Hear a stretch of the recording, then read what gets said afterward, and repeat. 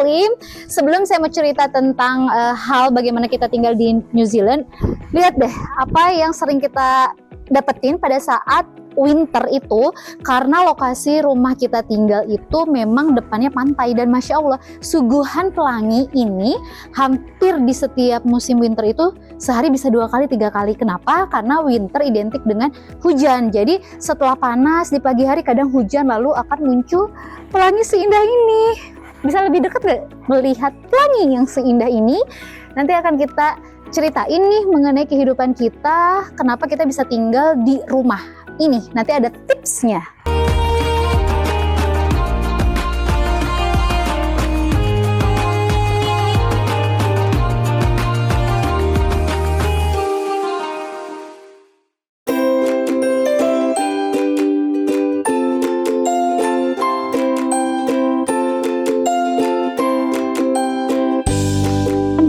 Kali ini aku mau sharing gimana sih kehidupan kami sebagai keluarga rantau di Auckland, New Zealand, terutama tentang gimana sih akhirnya kita bisa rent rumah di daerah suburb. Kita jalan-jalan yuk di rumah area tempat kita tinggal, yaitu Blockhouse Bay. Kebetulan kita tinggal dekat sekali dengan pantai. Kalau misalkan boleh sedikit bercerita, awal kami tinggal di New Zealand itu awalnya adalah kami tinggal di apartemen. Jadi nggak langsung rumah gitu ya, tinggal di apartemen selama kurang lebih 6 tahun. Ini adalah penampakan dapur yang langsung view-nya memang ke arah pantai itu tadi gitu ya. Nah, rumah ini sendiri ada 3 kamar di bawah plus 1 kamar mandi, ada ruang tengah sebesar ini living roomnya, dan juga memang untuk alat penghangat ruangan kita menggunakan ini, karena ini rumah lama sekali. Rumah ini kurang lebih 60 tahun, artinya memang terbukti rumah ini kuat gitu ya. Jadi view-nya kayak gini, dan Masya Allah kenapa bisa mengambil rumah. Nanti ini ada kisahnya. Tas ini ada 2 kamar, terus lanjut langsung. Jadi bentuknya itu kalau dari luar nggak kelihatan bahwa rumah ini ada 2 lantai, karena yang satu ini kan bener-bener bawah, kayak bawah tanah gitu ya.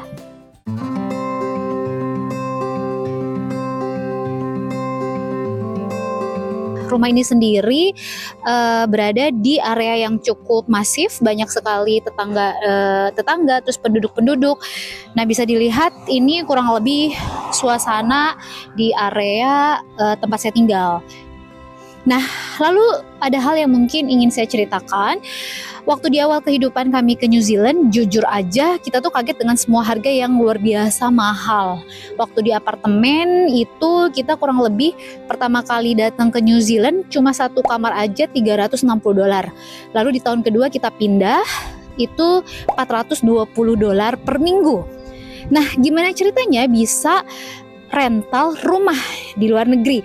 Itu kan kayak impossible, maksudnya wah itu bakalan mahal banget dan gak kebayang harus bekerja apa gitu kalau misalkan rentalnya mahal. Tapi ketika saya silaturahmi ke orang-orang Indonesia, cukup kaget bahwa mereka tinggalnya di rumah. Memang sebagian dari mereka ada yang membeli rumah, itu Masya Allah banget ya. Lalu karena penasaran, barulah mereka sharing kalau ternyata bisa kok kita tinggal di rumah dengan catatan kita harus buka flatmate gitu. Jadi kayak rental bareng-bareng, atau kalau bahasa saya menjadi ibu kos gitu ya untuk keluarga saya, dan juga nanti akan hire orang lain. Ini rumahnya.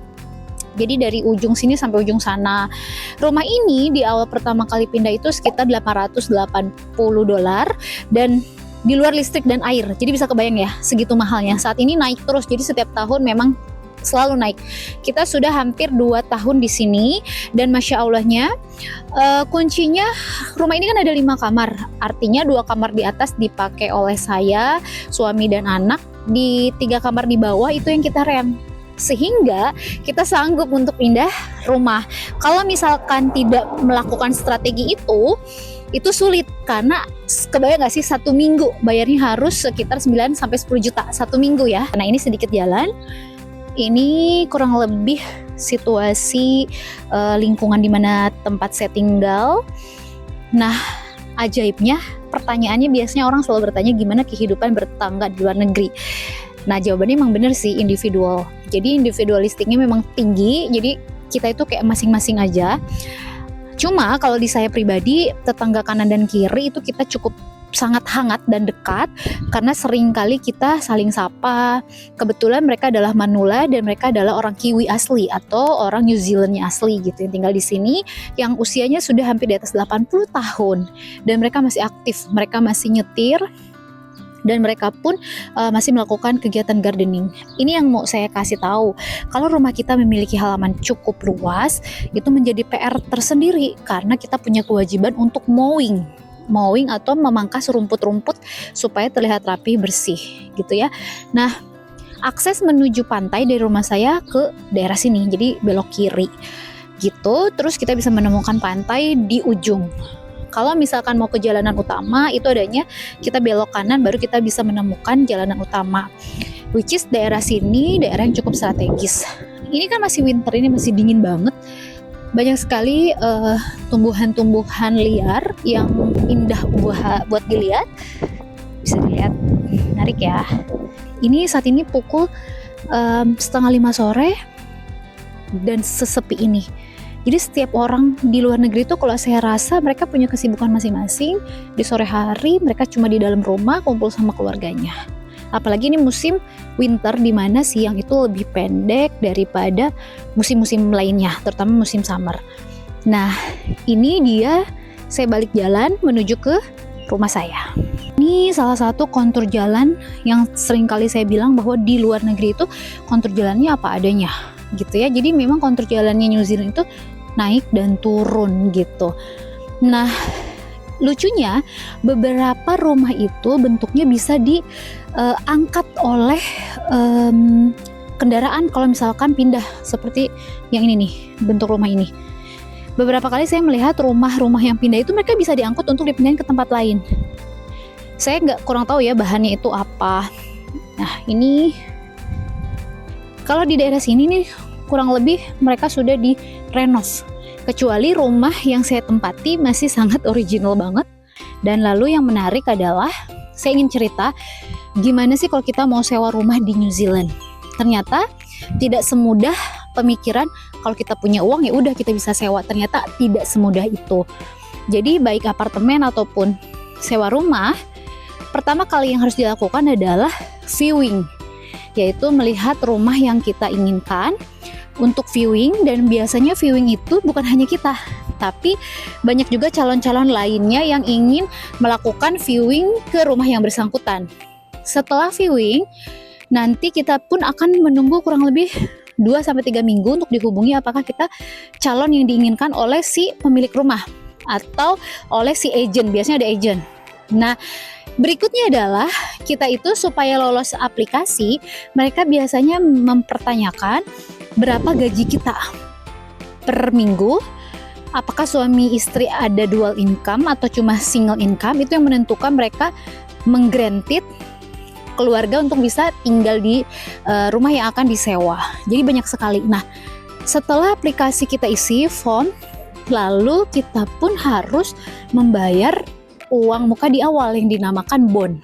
Nah, bondnya sendiri saat ini 4 kali. Bisa dibayangkan misalkan rumah ini saat ini sudah 900 ya, 900 per minggu. Kalau saya mau rent rumah ini, berarti di awal saya harus membayar 4+1. 4 kali adalah jaminan, satunya adalah untuk 1 minggu saya tinggal. Berarti kurang lebih saya di awal harus 900 dikali 5, yaitu $4.500 New Zealand. Boleh dikonversi senilai 45 juta. Wow banget kan? Nah, lalu apa sih fungsi dari bond itu sendiri? Nah, fungsi dari bond itu sendiri adalah ketika nanti kita sudah keluar dari rumah yang bersangkutan sesuai dengan perjanjian, lalu ada kerusakan, misalnya tiba-tiba ada yang bolong temboknya atau apapun, mereka akan otomatis mengurangi dari bond yang sudah kita bayar. Maka ketika kita rental, kita punya kewajiban untuk menjaga rumah yang bersangkutan. Lalu apalagi? Nah, Untuk rumah ini ada maintenance-nya, yaitu per 3 bulan sekali pihak landlord atau misalkan melalui agensi akan melakukan inspeksi, dan mereka biasanya akan memberitahukan kita 2-1 minggu sebelum akan dilakukan inspeksi supaya kita siap-siap membersihkan dari mulai kamar mandi, rumah, terus rumput atau apapun, kebayang ya. Jadi itu yang harus dirapikan. Jadi kita punya kewajiban 3 bulan sekali sehingga rumah ini akan di-maintain. Lalu karena rumah ini dekat dengan pantai, bisa dilihat atapnya ini banyak mold. Jadi agak lembab atau berjamur. Mungkin itu kekurangannya, tapi kelebihannya memang kita punya view yang keren banget dari dapur ya tadi. Seperti itu. Nah, ini bawah. Pertama kali saya datang ke sini, orang tua sudah mengingatkan, kayaknya spooky nggak sih? Karena kan memang bentuknya adalah banyak pohon gitu ya. Terus saya bilang, di luar negeri itu apa ya, kalau bisa dibilang tuh nggak ada kayak di Indonesia yang kepikiran ada hantu nggak ya atau apa segala macam. Alhamdulillah hampir 2 tahun ya aman-aman aja, karena memang New Zealand sendiri memang konturnya seperti ini. Lalu keadaannya memang rumah-rumah itu ya banyak sekali pohon-pohon gitu. Ini memang nggak bisa dibongkar juga waktu itu si kapal gitu. Dan lalu di luar negeri itu, kalau boleh saya ceritakan, waktu orang tua saya datang ke sini, kenapa jalanan saat malam hari itu sangat gelap, jadi minim lampu. Mau tau nggak alasannya kenapa? Karena kita itu lebih takut sama bill yang naik daripada takut sama yang tadi, misalkan ada hantu atau apa, karena bill listrik di sini kan tinggi. Untuk itu New Zealand sendiri memang untuk rumah-rumah setiap malam ya kita hanya menggunakan listrik yang memang dibutuhkan atau lampu-lampu yang memang kita butuhkan. Nah, ini bisa dilihat. Jadi ada tips juga kalau pada saat pertama kali kita rental rumah, ada bagusnya itu kita memiliki foto-foto sebelum kita pakai. Nah, ini kan udah tua banget ya, tapi rumah ini tuh kuat. Nah, jadi pada saat nanti keluar rumah pun kita kasih tahu bahwa kondisinya ketika pertama kali kita rental memang seperti ini dan seperti itu gitu ya. Lalu kami sendiri memiliki dikasih 3 jenis sampah, dan ada 2 yang kita order, yaitu sampah untuk garden. Sampah untuk garden itu kita berbayar dan itu tergantung kita. Jadi kalau ini kayak sampah-sampah ini harus dibersihkan. Kekurangannya kalau pada saat winter, menjelang winter itu rontok kan. Nah, jadi kita lebih sering membersihkan. Ada orang yang bisa membersihkan tapi bayarannya kan mahal per jam. Jadi biasanya kita melakukan itu sendiri gitu. Dia jenis-jenis sampahnya berwarna, ada hijau, biru, merah. Ini untuk yang general waste, which is itu adalah setiap minggu diangkut dan gratis. Yang biru ini untuk kayak kardus, cardboard dan segala macam. Ini 2 minggu sekali. Yang terakhir ini yang harus kita bayar, karena ini berhubungan dengan garden, jadi tergantung ketika penuh baru kita bayar. Lalu kita juga dikasih ada 2 lainnya, bisa dilihat.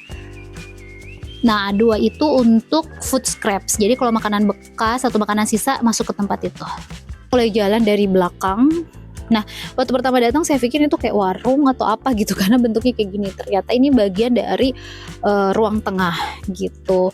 Ini punya tetangga. Sebelah sini ada yang punya tetangga, ada yang ke kita. Nah, ini jadi kita bisa jalan. Rumah ini sendiri sebetulnya ada fasilitas untuk nih, tapi sudah lama tidak kita pakai. Dari pertama kali kita datang, kita tidak mau menggunakan bagian tersebut karena memang mahal kan untuk air. Wah, lihat deh, tadi sudah ada pelangi sampai 3 kali di waktu yang kurang lebih nggak lama, dari 30 menit udah berapa kali. Nah, ini tetangga aja bisa kelihatan di bawah karena konturnya yang naik turun itu tadi. Rumah-rumah naik turun mengikuti kontur. Nah, Masya Allah, datang lagi kan pelanginya datang dalam sehari, nggak dalam sehari, dalam hitungan menit itu bisa berkali-kali. Ini double rainbow kalau misalkan bisa terlihat. Nah, jadi untuk di luar negeri sendiri memang ada banyak hal yang bisa kita siasati kalau memang kita ingin tinggal di rumah. Tapi kalau untuk awal-awal saya sarankan memang kalau misalkan kita tidak siap sharing dengan orang lain, itu kan harus punya skill tersendiri ya. Lebih baik rental apartemen gitu ya, hanya untuk keluarga. Ini bisa dilihat, Masya Allah. Wow, ini kelebihan rumah di sini karena memang view-nya adalah pantai. Biasanya saya melakukan olahraga sambil melihat lingkungan yang keren, damai, karena tetangga saya kan kebetulan manula, jadi jarang sekali terjadi ricuh, rame gitu ya. Kalaupun misalkan kita rame sendiri juga kadang jadi rasanya nggak enak gitu. Terkecuali kalau kita misalkan di summer, karena summer siangnya lebih panjang, biasanya mereka juga kayak ngerti misalkan mau kumpul teman atau misalkan ada keluarga datang. Nah, pemandangannya seindah ini, jadi saya pikir kayak worth it untuk membayar rent rumah ini, dengan catatan memang ada anak kosnya. Dan pemandangan ini kan kalau dibayar dengan uang harus berapa gitu ya, ditambah cuaca yang seringkali memberikan view seindah ini, Masya Allah. Dan kita pun benar-benar jadi terasa banget oksigennya karena banyak sekali tumbuhan.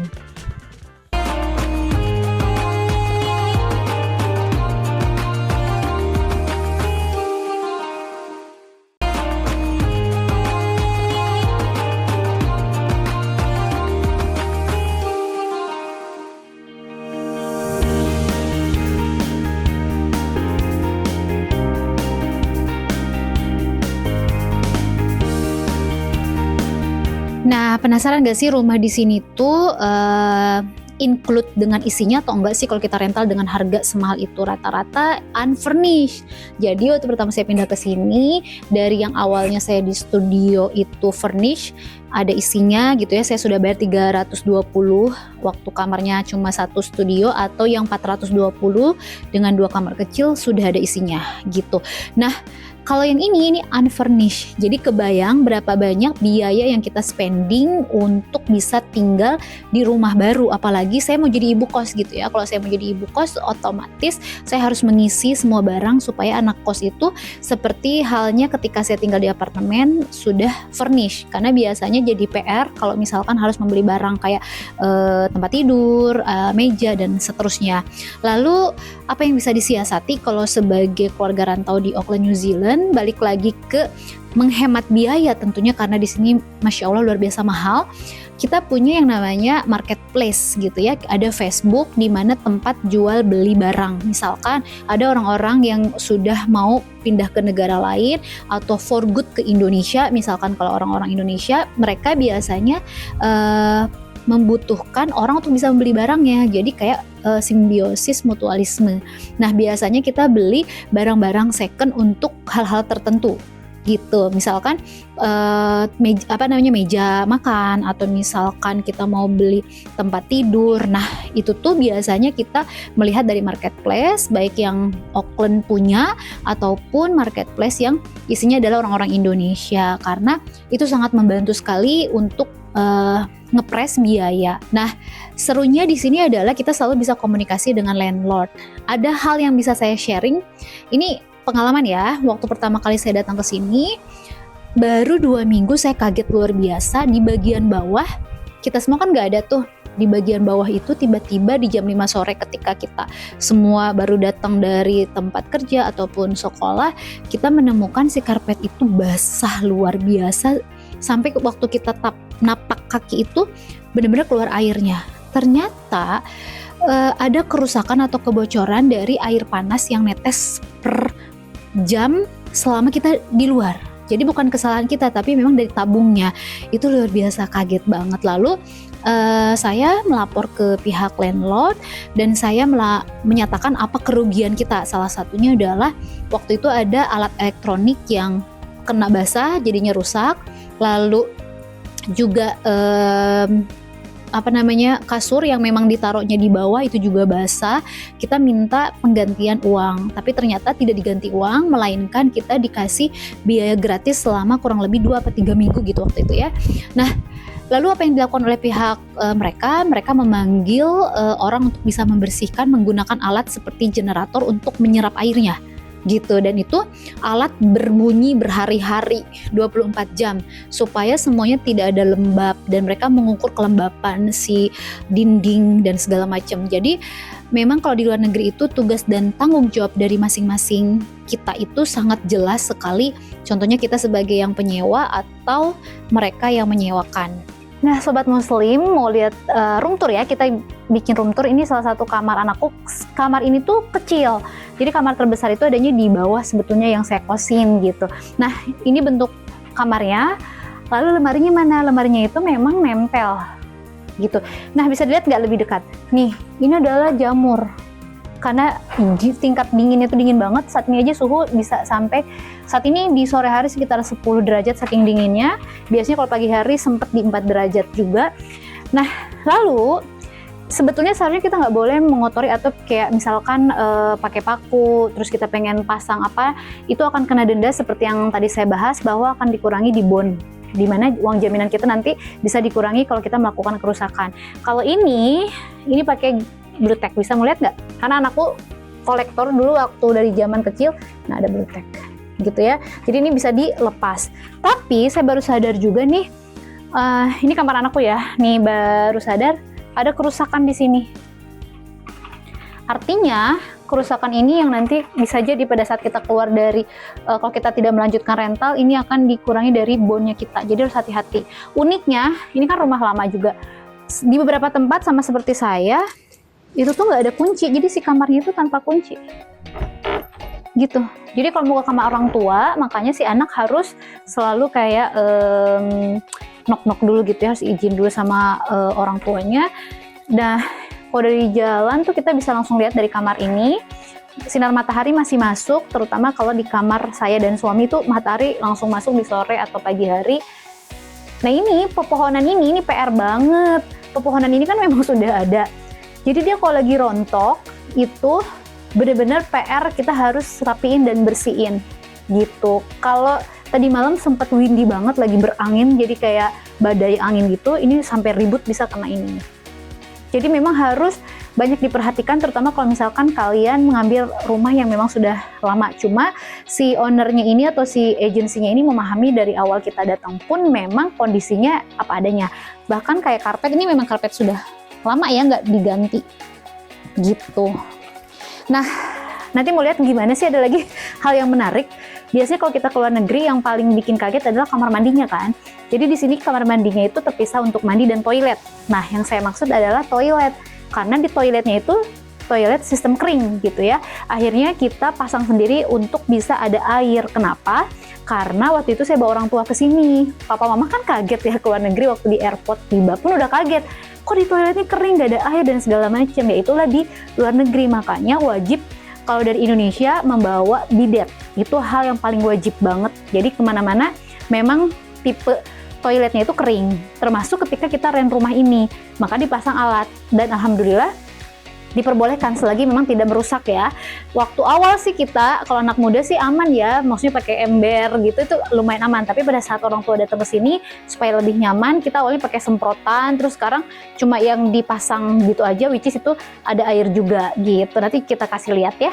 Nah ini adalah ke kamar mandi ya. Ini sempat kita kasih tahu pada saat per 3 bulan itu, sempat kemarin diinspeksi, kasih tahu ini untuk si agentnya membaca, karena pada saat dia inspeksi kita sedang bekerja kan, untuk ngasih tahu bahwa ada beberapa kerusakan. Nah ini jenis toilet. Toiletnya tuh ini yang saya bilang. Nah kita tuh masang ini sendiri. Tadinya nggak ada. Gitu. Jadi memang plus minus sih. Tapi balik lagi bagaimana cara kita mengakali untuk bisa tinggal betah, karena kita kan tidak tinggal sehari 2 hari ya, kita mau tinggal lama, dan kita kasih tahu berapa, maksudnya culture kita atau kepentingan kita kenapa sih harus menggunakan air pada saat di toilet, dan si agent itu biasanya lebih paham dengan catatan tidak merusak gitu. Nah itu dia.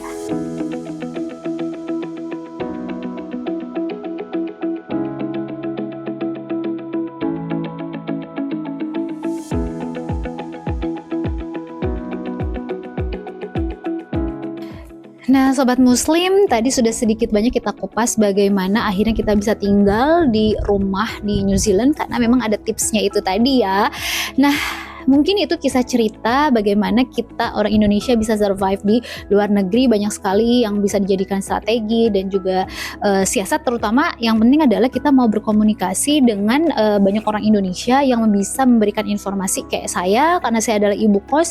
Nah, siapa sih biasanya yang ngasih informasi untuk jadi anak kos? Ya salah satunya di sosial media yang saya punya atau melalui WhatsApp group di keluarga besar Indonesia yang ada di Auckland, New Zealand. Alhamdulillah so far berjalan dengan lancar, mudah-mudahan tetap, karena kebayangnya adalah ketika saya membawa keluarga seperti tahun lalu, saya membawa ayah saya membawa ibu saya ke sini, lega banget karena punya space yang luar biasa besar, ada living room, terus mereka juga bisa tidurnya di kamar anak saya karena ini luar biasa besar sih untuk rumahnya. Jadi memang setiap tinggal itu pasti ada plus dan minusnya. Nah, sekian informasi yang bisa saya bagikan tentang bagaimana akhirnya kami bisa tinggal di luar negeri, tepatnya bisa tempat tinggal di proper house. Mudah-mudahan bisa menginspirasi para sobat muslim di Indonesia. Assalamualaikum warahmatullahi wabarakatuh.